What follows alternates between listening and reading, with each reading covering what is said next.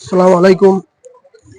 আজকে যে খাসটা নিয়ে আসলাম আপনাদের সামনে, এটা একটা সিলিং ফ্যানের কয়েল। তো বিয়ারিংটা দেখতে পাচ্ছেন অনেক দাম। তো বিয়ারিংটা কিভাবে খুলবেন, কিভাবে পরিবর্তন করবেন, এটাই আজকে আপনাদের সামনে তুলে ধরবো।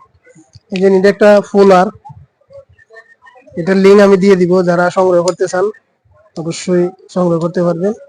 আর লাগবে শুধু একটা ডালি। এটা কিভাবে লাগানো আমি আপনাদেরকে দেখাচ্ছি। যেভাবে নাটটা ঘুরিয়ে নেবেন, এই যে এখানে রেখে নাটটা ঘুরিয়ে, এটা 3টা লক আছে।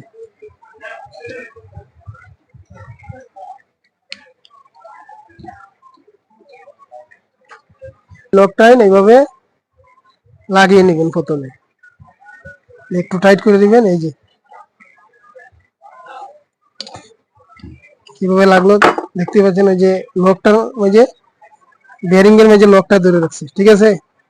তো এখন এটা যদি আমি মুসুর দেই এইভাবে, তখন কিন্তু বেয়ারিংটা অটোমেটিকলি খুলে আসবে। এই দেখুন আমি মুরসা দিতেছি।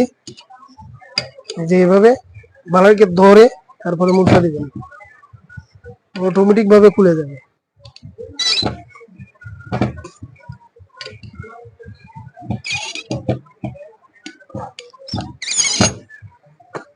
স্টপ দে। দেখতে পাচ্ছেন খুব সুন্দর ভাবে আমার কিন্তু এই যে বিয়ারিংটা উঠে আসলো। এই যে বিয়ারিংটা একেবারেই নষ্ট, এটা ঘুরতেছে না। সবাই ভালো থাকবেন। আসসালামু আলাইকুম।